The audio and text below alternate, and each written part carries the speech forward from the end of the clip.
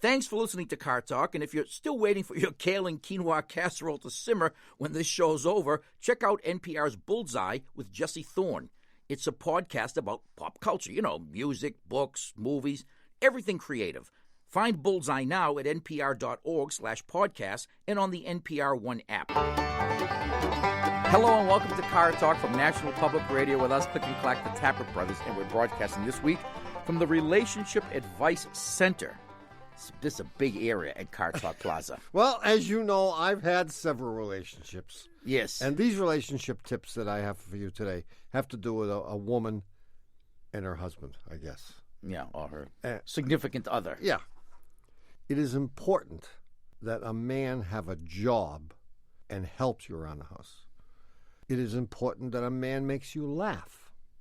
It is important to find a man you can count on and doesn't lie to you. Mm. It's important that a man loves you and spoils you. It's getting harder and harder. And the last and most important one, it is important that these four men don't know each other. I love it. And you certainly wouldn't want them bumping into each other around the house. Yeah, it calls for very careful planning. It takes four men to be that. It takes a village. Anyway, if you have a question about your car or anything else, the number to call is 888-CAR-TALK. That's 888-227-8255. Hello, you're on Car Talk.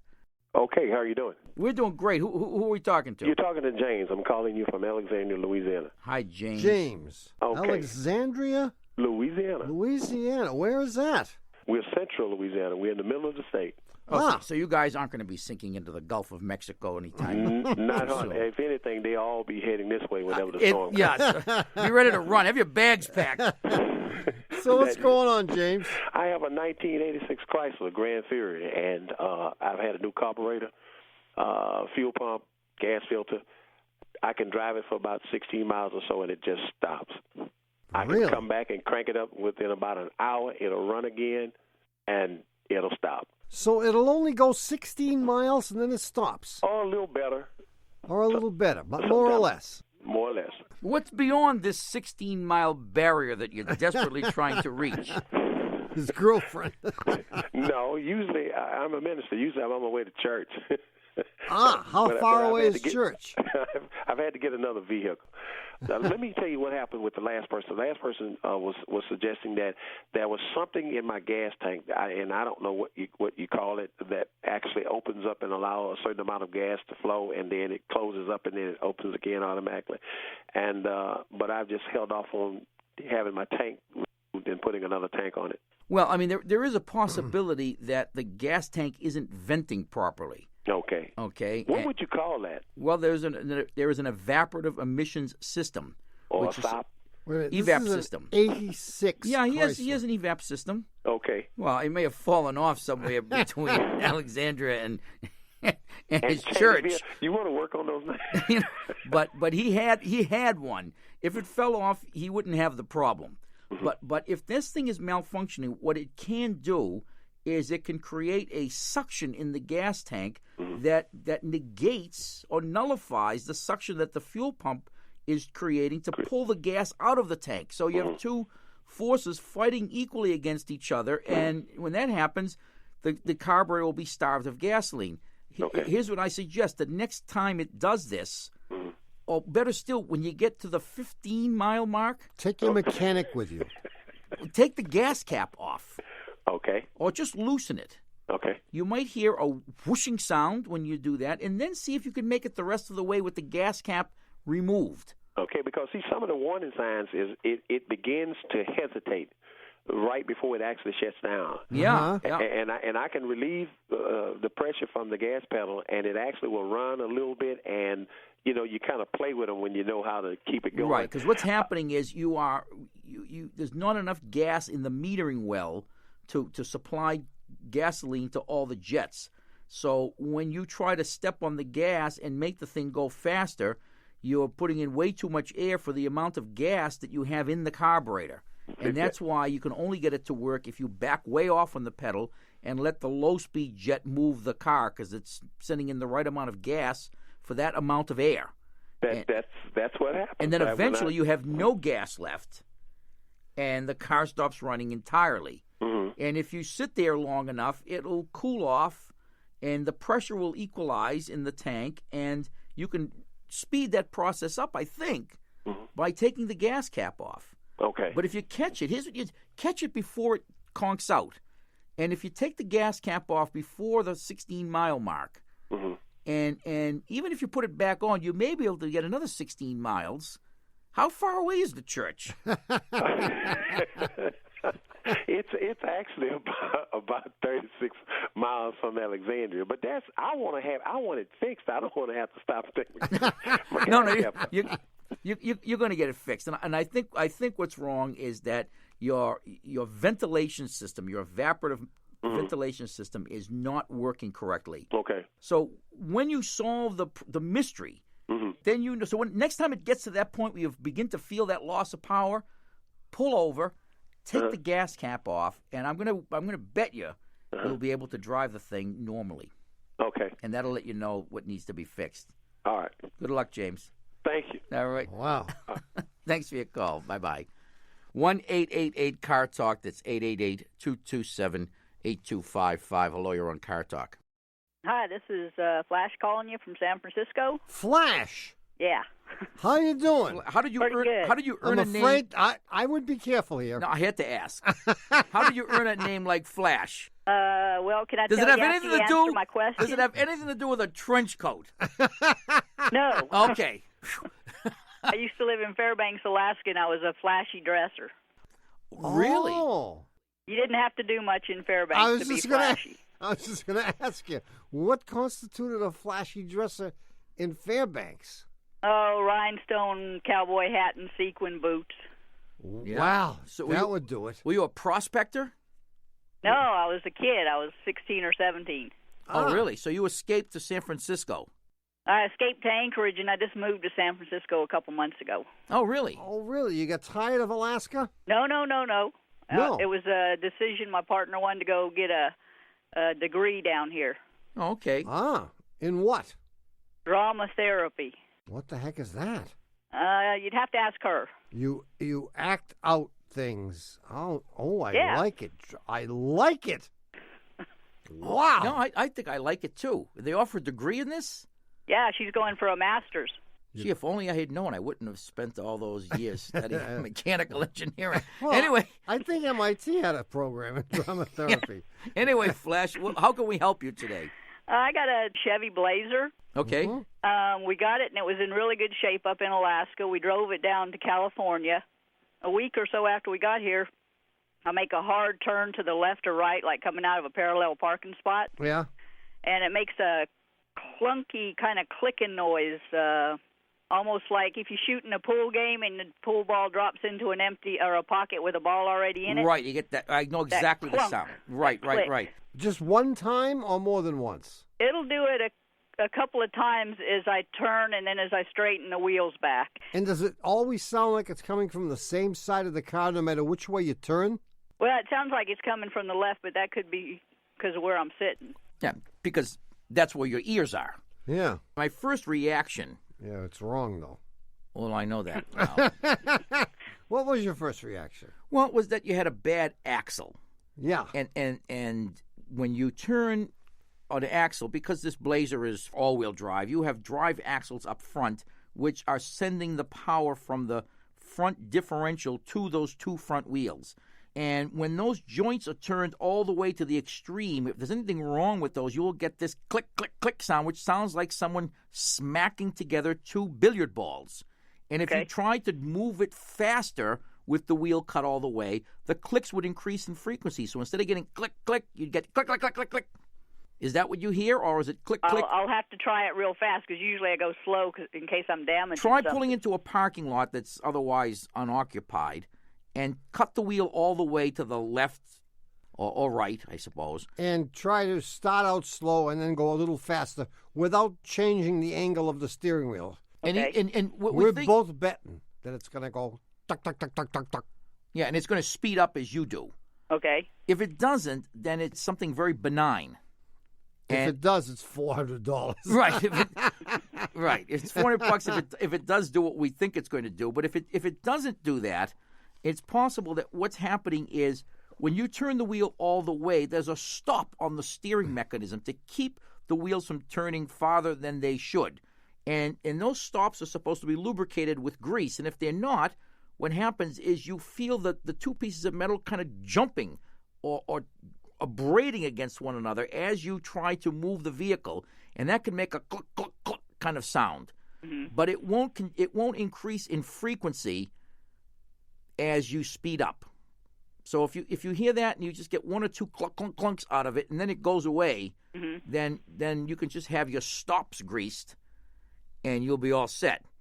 Otherwise, you need to have an axle replaced. Sure. Okay. Yeah, I mean, when you go in for your oil change next time, tell them, Jay, grease my stops. Okay. And tell them what happens, and they'll say, oh, sure, that's what needs to be greased. All right. I think that's what it is. Okay. See you, Flash. Sounds great. Thanks, guys. Thanks for your call. Bye-bye. Bye.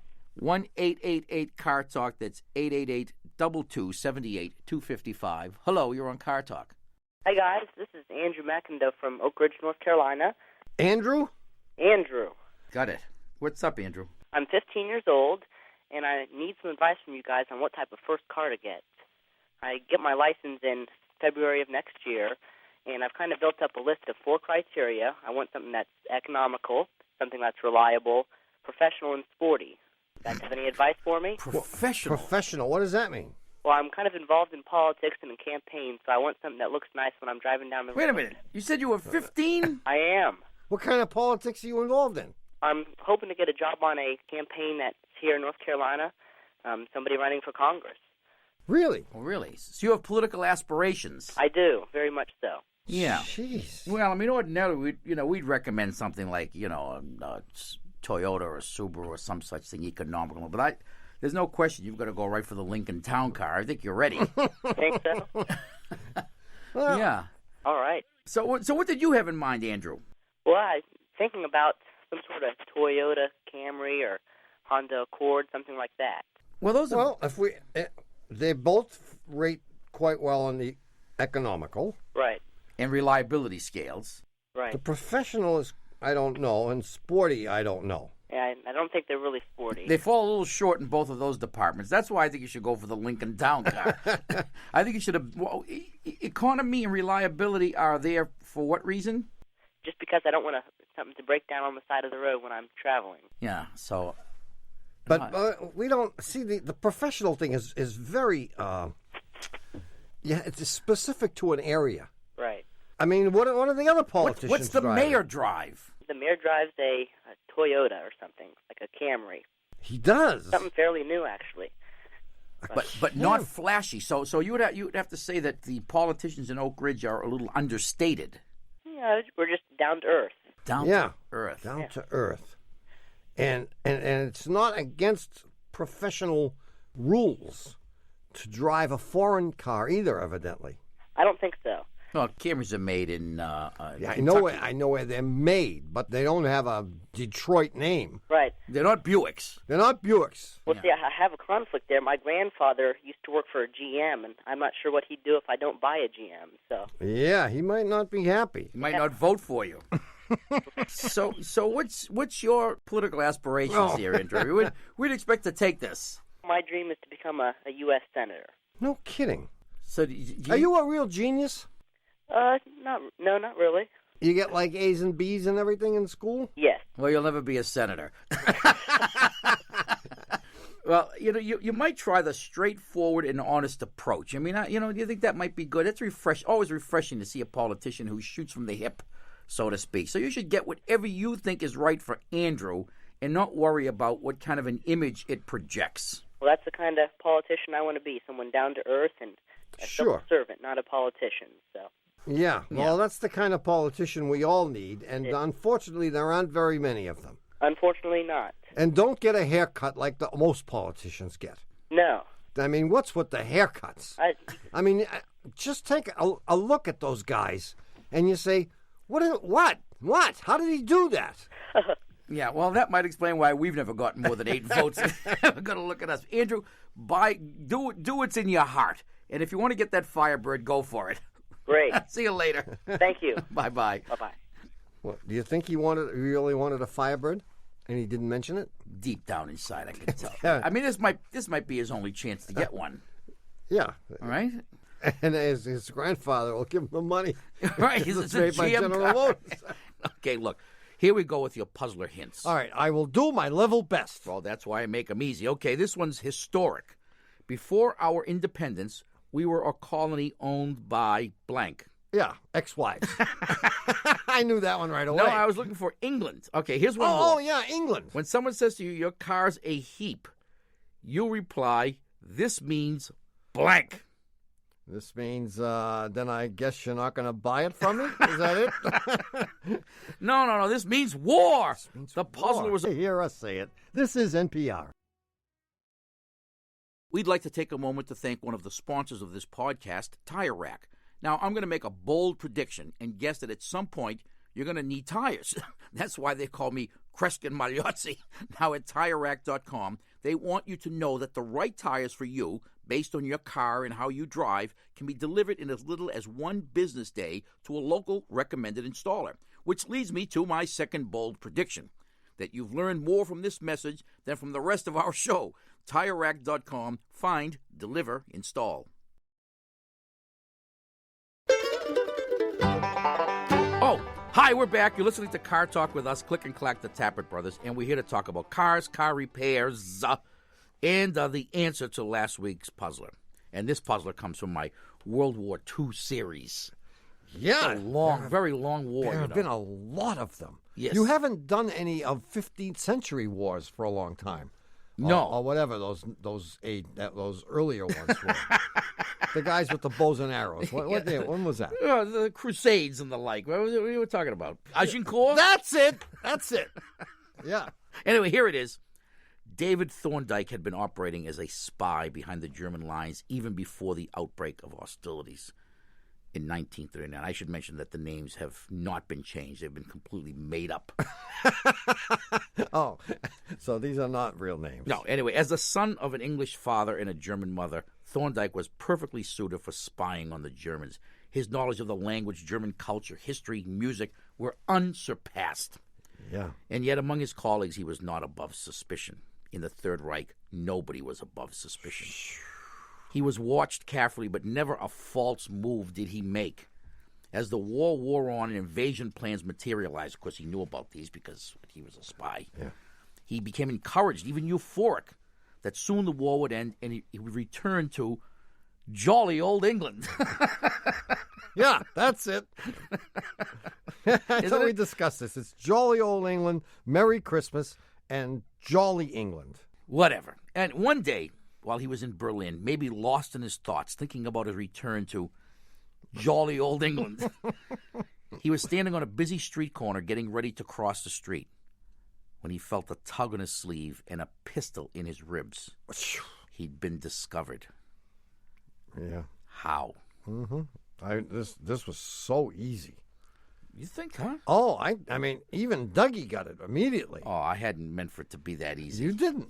His English birth betrayed him. Yeah, because he looked to the right. As he was stepping off the curb, he looked to the right, and that's the direction that the cars would be coming from if you were in England. Jolly old. Jolly old, or merry old. Yeah. Yeah. Merry old. But old David Thorndike is nowhere now. Except maybe... So he looked in the wrong direction, and of course, the Gestapo guy who'd been following him around, who was suspicious of him anyway, from the very beginning, just needed one little thing to shoot him, an excuse to shoot him in the ribs, and that's what that was it. That was it. That's it. Of course, what we didn't know was that there was someone over to his right who yelled out, "Hey, David!" He turns to the right. Bingo, he's dead. Anyway, who's our winner? The winner is Jill Sanford from Fort Collins, Colorado. And for having her answer selected at random from all the other correct answers that we got this week. Jill winning a hot point range? What? Jill's going to get a Kenmore washer dryer. Stackable? A stackable washer dryer. and a $25 gift certificate to the Shameless Commerce Division at the Car Talk section of Cars.com. And with that $25, she can get a washer dryer from Sears. Well, Jill, if you're not home when they deliver the washer dryer, back they go. Or she can get a copy of our CD, Born Not to Run, which features the best of the funny songs we play whenever we go to our breaks. You know the ones we're talking about, right? Oh, yeah, of course, yeah. These are the ones they use to try to drown us out. Hey, that's it. Anyway, we'll have a brand new puzzler coming up in the third half of the show today, so don't go away. In the meantime, if you have a question about your car, give us a call. The number is 888-CAR-TALK. That's 888-227-8255. Hello, you're on Car Talk. Hi, my name's Nechama, and I'm calling from Corvallis, Oregon. Nechama. Mm-hmm. Nahama? No, it's confusing. It's Nechama. Necha. Okay, got it. And where are you from? Corvallis? Corvallis, yeah. All right, what's going on? Okay. Well, I have a Chevy Celebrity, and I can't get the hood open. Oh, jeez. Well, that actually... It's a safety feature? not a safety feature per se, but the hood automatically welds itself shut. It's sending you a signal that it's time to give up and get another car. What happened? The hood release cable broke? Well, that's what I thought at first, but I took the grill off the car. Mm-hmm. And Good. You did it? I did it. Did you take it off with a hammer? A screwdriver and a Swiss Army knife. Okay, good. Good. And I had my friend pull on the cable. release lever for Yes. the cable. Good, Yeah. good. And I could feel the cable tensing, so I didn't think it snapped. But it didn't unlatch the latch. It didn't unlatch the Well, latch. what you can do is it may be one of several things. Either the cable has stretched and it's about to break, or it's not pulling the latch far enough. So you can help it with a screwdriver. As your friend pulls the cable, you can see the direction that the little thing that the end of the cable is attached to wants to move. Help it. Just kind of push on it? Just push on it, sure. Be careful that you don't, we've done this at the shop a few times, that you don't put the screwdriver through the radiator. Oh, no. But you can try to open it. Now, it's possible that, in fact, the cable is trying to do its job or is doing its job, and the latch is just all rusted. Here's what you do. I know what you do. Yeah. You got the same idea I got? Yeah, you go to Quickie Lube. That's exactly my idea. You just tell you play Mickey the Dunce. Change the oil. You tell them. You don't know anything. You don't know anything. Change the oil, and Our customers do this all the time. sure. You know, because if you went to your regular repair shop and you said, look, I can't get the hood open, they might charge you $30. First of all, you got to put the grill back. That's a dead giveaway that you're having hood problems. Put the grill back and pretend that nothing has gone wrong. Because if you went to a regular repair shop, they're going to charge you $30 to open your hood. For $30, you can get the hood opened and an oil change. Because they'll drain the oil first. They'll drop the car down from the lift. They'll go to open the hood. It won't open. They can't just leave it like that. There's no oil in it. They do it all the time. No, That's it. You might want to tell them you've had a little trouble opening the hood. No, tell them nothing. Yeah, that's what our And customers do. they'll try to be nice, and they'll say, we changed your oil, and your hood was stuck, but we fixed it. And you say, oh, great, I didn't even know. Oh, God, what a tangled web we weave. Anyway, you do what you think is best. And if you want to give them a $10 tip, go right ahead. It's a small town, though. What if they catch me? You'll have to move. Somewhere new. Yeah, somewhere new. See you later. Good luck. Thank you. Bye-bye. Bye. 1-888-CAR-TALK. That's 888-227-8255. Hello, you're on Car Talk. Hi, my name's Paul Jacobowski, calling from Mountaintop, Pennsylvania. Mountaintop, Pennsylvania. Yes, sir. Mountaintop. That sounds like a nice, breezy place. Well, it's by the Poconos. Ah, cool. So anyway, what's the nature of your call? Okay, why I'm calling is I have a Mazda 323 sedan. Yeah. Got 116,000 miles on it. Smokes like a chimney. Oh. And I really don't want to put any more money into this car, but I'm just wondering how long this is going to last me keeping oil in it. Actually, I make a nice cocktail for it periodically. I get a can of one of those it just looks just about like jelly that they sell that's supposed to stop it from smoking, and I mix it with a quart of 30 Motor medic. And that is just it's the cocktail I give the car every couple of weeks. Yeah. So every week you try time. something different. Yeah, and sooner or later you'll give up. Exactly. Yeah, save your money because you need it to buy oil. I was at a fast food restaurant one day last week, and I placed my order, pulled up to the window, paid, was waiting for my food. The car behind me actually backed up. I think I was filling his car with smoke. Oh, yeah, you're a menace to society. I mean, what you need, unfortunately, is a ring job. Yeah. But you don't want to do that. I don't think so, no. Even if you needed a valve job, you wouldn't do it, would you? Well, what I want to do, I want to get it till spring. Then I'll put it to rest. Well, how willing are you to experiment? What else could I put in there? Crackers? No. You can put in the mixture of half motor oil, half kerosene. Half motor oil, half kerosene. Don't do it. Come on, Paul. It didn't work for me, but like it doesn't mean it old won't work. wives' tales and rumors. There's some grain of truth. Some grain of truth, and this must have worked for somebody. Well, the truth is that I know now that the reason it didn't work in my truck is that I had broken rings.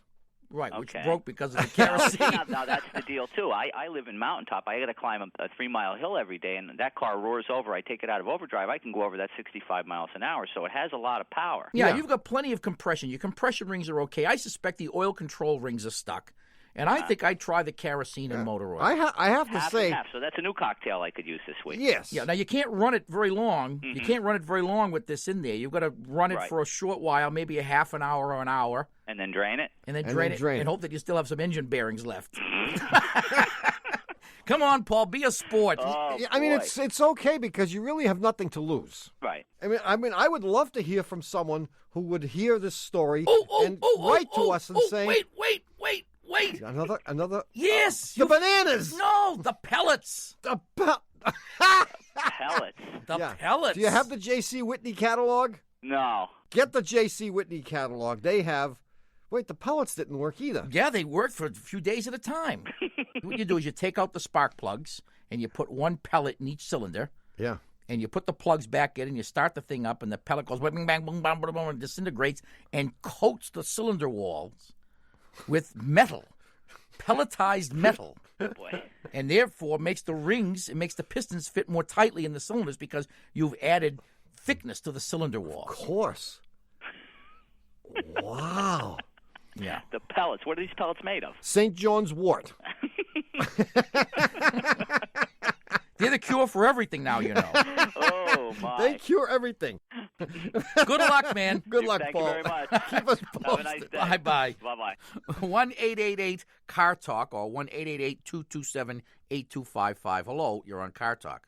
Hi, this is Margie from Walton, Kentucky. Margie. Margie, as in Margaret. As in Margaret. Yeah, from where again? Walton, Kentucky. Walton, Kentucky. Got it. Horse country. Yes. Every place in Kentucky is horse country, right? Pretty much. What, you think I know where Walton is? What's going on, Margie? What is Walton near? Cincinnati. Ohio. I didn't know Cincinnati was in Kentucky. Well, it's Continental Drift. Oh. It didn't used to be, but it's Continental Drift has moved to Kentucky. Cool. So what's up? Okay, my father's a bit of a jokester. But I was talking to my great aunt on the phone, on the cell phone, while driving home from work. And I stopped and got gas and eventually hung up the phone with her. And my father immediately called me. Mm-hmm. So she must have called my father and told him to call me. Yeah. And said I was trying to cause an explosion. That talking on the cell phone while filling your car with gas was dangerous. And I want to know if it's true because I don't really believe him. Well, it's very interesting because there's controversy right here in the studio. I had heard that this is true. Others around here are claiming that it's an urban myth. That's what I was thinking. But I have seen many gas stations with signs that say do not use cell phone while filling up tank with gas. They may be the perpetrators of the myth. They may be victims of the myth. But who wants to test it out? Not I. and so what's the logic behind this warning? My father claimed that there could be an electrical spark. from the cell That's. phone. I mean, I don't know. I don't know where the sparks would come from, but I'm not going to take a chance. I have instructed my children not to use the cell phone while they're getting gasoline. Well, my father will be thrilled to hear that. Well, I mean, we might all be wrong, and we may be falling victim to the perpetrators who come up with, I mean, you come up with a million of these stories a day, and I don't know which one of them is true. Well, as people, I'm sure, I have to say, will continue to use their cell phones while refueling. If there's any truth to it, we'll find out. I mean, I don't happen to have a cell phone, so. No, nor do I. Okay. Yeah, but I've got to mention something that is potentially dangerous. Static electricity. Yeah, no, that's dangerous. We know that. That's dangerous. And I was driving a Volkswagen Euro van, and we happened to. And you almost did it? Well, I didn't almost did it, but we had. This is the reason I didn't fill the gas tank. When you got the car, did it have any gas in No. it? I didn't think so. But interestingly, every time I got out of this thing, we had very dry air in New England during the time I was driving it. And whenever, and it may be just my personal chemistry, but when I got out of this thing, you reach for the door handle, you open the vehicle, nothing happens. You get out, and then when you go to touch the door to close it, as your fingers approach the metal of the door and are within like a half an inch, a little lightning bolt jumps from, I don't know, it's too hard to tell what direction it's coming from. Yeah. Jumps from I think, your door to the finger. Yes, it does. And I'm not sure, but I think it's on the order of several 100,000 volts. Well, see now, this is known to be true.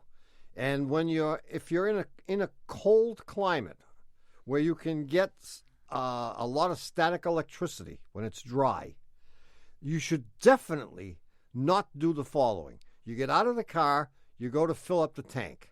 You stick the nozzle in there and you start it up. You get back in the car. It's cold out, so you don't want to get cold. So you're sitting there in the car.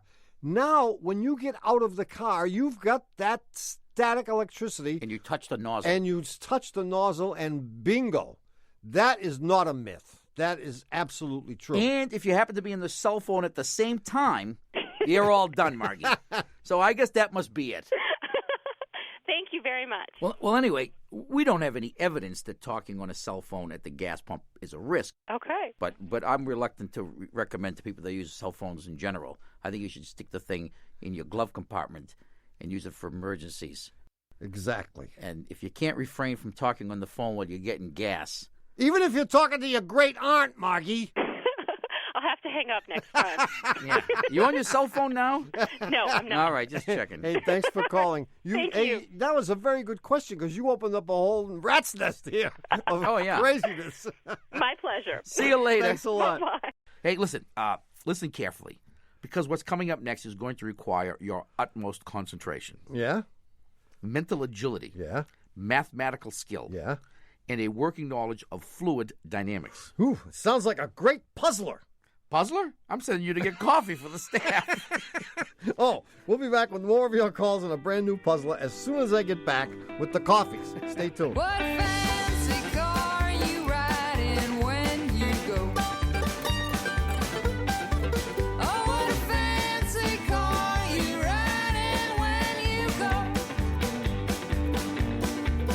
You go winding down the mountain, nice and slow. And even though cardiologists everywhere say, oh, pass the trans fat whenever they hear us say it, this is NPR. Thanks for listening to Car Talk, and if you're still waiting for your kale and quinoa casserole to simmer when this show's over, check out NPR's Bullseye with Jesse Thorne. It's a podcast about pop culture, music, books, movies, everything creative. Find Bullseye now at npr.org/podcast and on the NPR One app. Ha! We're back. You're listening to Car Talk with us, Click and Clack, the Tappert Brothers, and we're here to discuss cars, car repair, and, of course, the new puzzler. I can hardly wait. Well, this is not an automotive puzzler. Mm-hmm. And, well, you'll see what it's all about in a minute. The other day, one of the neighbors and I were having a little conversation, and one of the few neighbors that still talks to me. I was going to mention that. Yeah. Well, he's the new guy in the street, and he was asking about the show, and he finally got around. It took him a while to asking us how much preparation we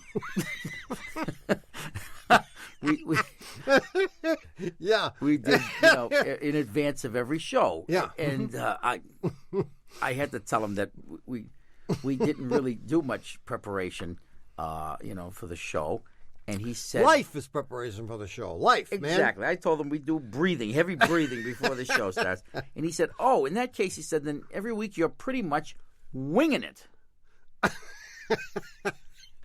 And I said, well, not exactly. But the question is, where does the term winging it come from, and what does it mean? Now, if you think you know the answer, write it on a postcard or on the back of a $21 bill and send it to Puzzler Tower, Car Talk Plaza, Box 3500, Harvard Square, Cambridge. Our fair city. Matt 02238. Or you can email your answer to us from the Car Talk section of cars.com. If you have questions about your car or anything else, the number is 888-CAR-TALK. That's 888-227-8255. Hello, you're on Car Talk. Hi, this is Judy. I'm calling from California. Hi, Judy. Just northern, southern, or middle? We're right by San Francisco. Oh, okay. Ah. That's right in the center. That's mid, I would say, yeah. It is. So what's up? I have a Saturn. It's a SL2. Mm-hmm. And about the last month or maybe 6 weeks, twice, the key in the ignition falls out while I'm driving. The engine keeps running, though. Yes, it does. But I think this is not a good thing. I have talked to one serviceman because I had another matter that I wanted him to look at. Yeah. And his reply was, well, over the years, the keys do kind of wear down. They get smaller. But I don't think that that's the answer for Oh, it could be. It could well be. And all you might need is a new key. Okay. But don't get one made. You can go to the hardware store. I don't even know if they're going to have the blank for this car, but you can go to... They do. But that's not what you want to do. Okay. You want to get a clipped key. You want to get one from the dealer. A clipped key. Yeah, you want to get one that they make, but not from your old key. I get you. And it's almost a new key So from it's the dealer. Exactly. Right. So you're going to go to the dealer and tell them that the keys fell in the toilet. And you lost all of flushed them. it before you had a chance to realize. All right, I will do that. And they ought to be able to make you a new one. All right. And if you're lucky, that's going to fix it. Okay. And if it doesn't fix it, then you need the lock, which is the piece, of course, that the key goes into. Right. So I would say try a brand new key. Yes. If that doesn't do the trick, then you can consider getting the lock. But when you find out what that costs, you may go for the piece of chewing gum. I don't think so. Okay. Thank you for your help. See you, Judy. Have a good day. Bye-bye. Bye-bye. 1-888-CAR-TALK. That's 888-227-8255. Hello, you're on Car Talk. Hello, Tom. Hello, Ray. This is Vladimir from Mount View, Minnesota. Vladimir. You're from Minnesota? Yes. Where are you from, actually, originally? I'm from Bulgaria. Oh, Bulgaria. That would be like east of Italy. Is that correct? Yes. No, almost. Yeah. It's near Romania. Okay. Romania is north of Bulgaria. Yeah. It's between Romania, Greece, and Yugoslavia. So Yugoslavia would be to the southwest of Bulgaria. Is that correct? Not exactly. You're very close. Yeah, you're very close. Northeast. West, yes. Yeah. But we have a rough idea what Bulgaria is. We know, and we know you're from there. Yeah. Our real problem is, where's Minnesota?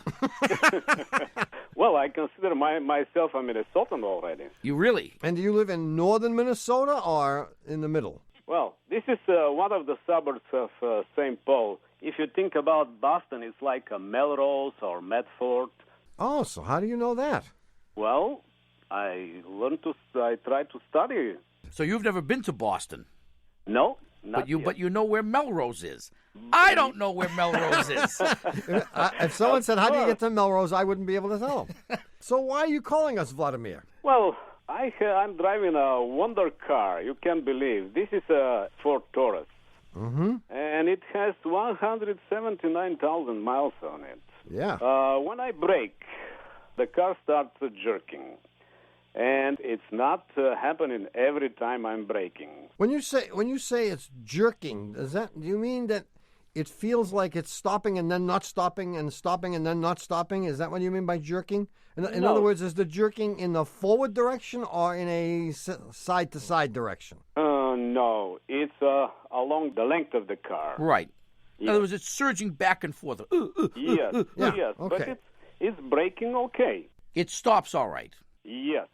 And sometimes it doesn't do this hardly at all. Sometimes it's gone almost. I think it's the brakes. I think the disc rotors are warped. Uh-huh. Here's what I think is wrong. See, my brother has to explain why it's there sometimes and not there other times, since the rotor, which is warped, is there all the time. Except That's the problem. Except if both rotors are warped.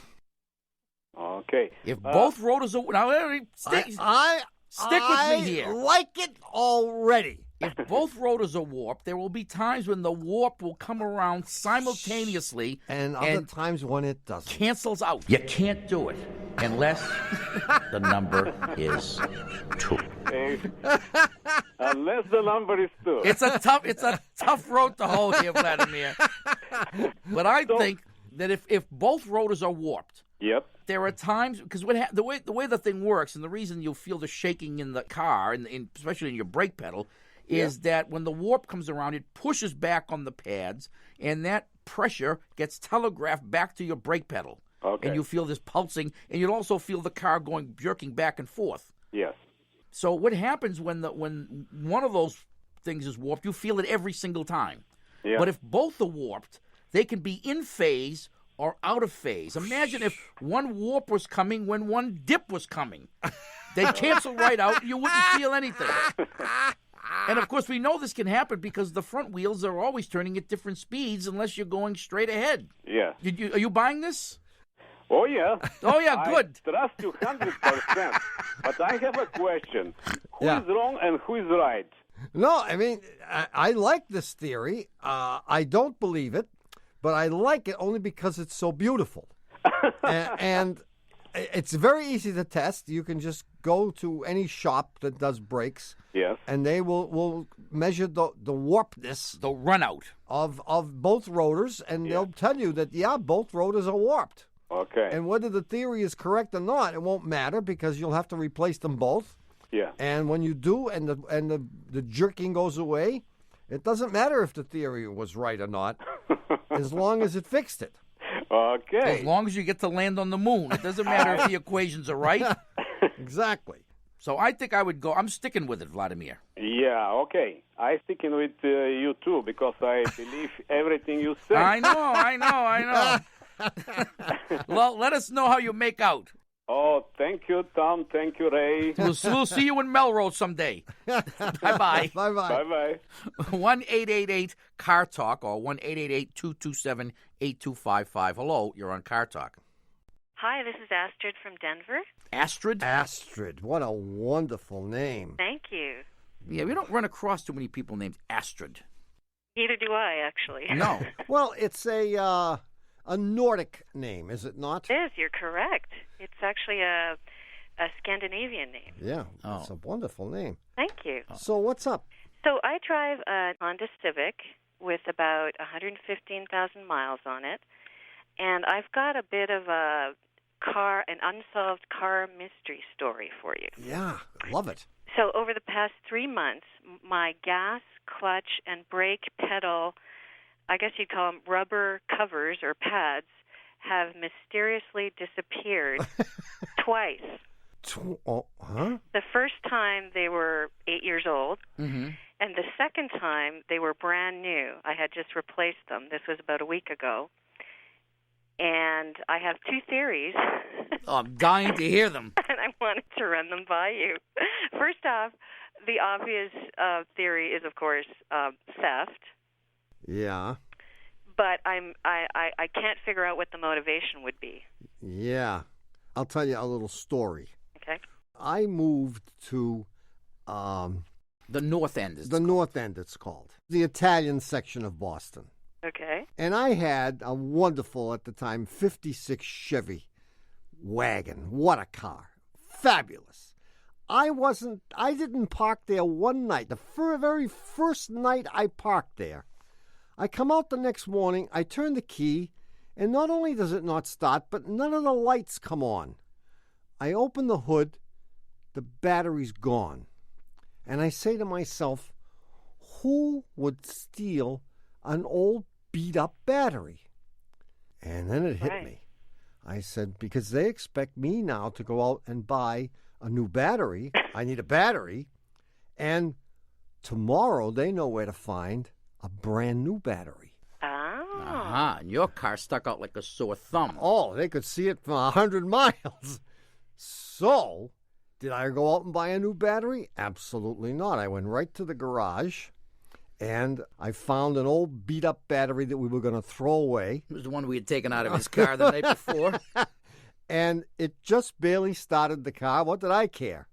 And I stuck it in there. It started the car. I drove back home, and I put a little note on the battery that said, "Ha! I didn't buy one." And the next morning, the battery was still there. So I kept that one for his... But he had no tires. No, But don't you think that's a lot of trouble to go to for 3 pads that cost maybe $20? Yeah, see, for a battery, this strategy makes sense. Right. But for 3 little pads... Oh, yeah, this is grand theft something or other. Exactly. So the second theory, it's actually my friend Ted's theory, has to do with looking under the hood, peanut butter, and flour. Huh? Mice, rodents, squirrels? Yeah. So we were thinking... What, are they feathering their nest with these things? What are they doing with them? I don't know. That's why I was calling to see if there's... Because I know sometimes squirrels go after... rubber products. No, you have someone in your neighborhood, and it may be, who's this, Ted? I think Ted might have a foot pedal fetish. Well, who put the new pad? Who put the new pads on? The Honda dealership, and they were just laughing hysterically. They said, in 30 years, we've never heard a story like this. No. And that was the first time they put them on. I'd check Ted's underwear drawer if I were you. I think you may find something there that'll surprise you. He may have foot pedal covers from lots of old girlfriends. But so I tested the theory out of rodents last night. I checked under my hood, checked to see if there was nibbling.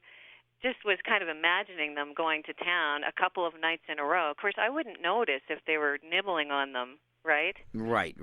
So, and first of all, they'd have to get into your car. It's not so easy, by the way, to get from the under the hood area into the car.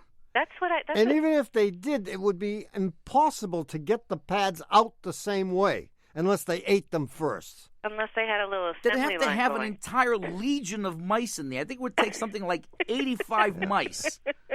Yeah. With the associated weaponry and all that, to be able to extract one of those things. I mean, mice, while they may be very capable in a lot of ways, I don't think they're very good at getting foot pedal covers off. So I'm telling you, it's Ted. But, I mean, you do lock your car at night. I do. Well, I don't lock my car because it's in my garage.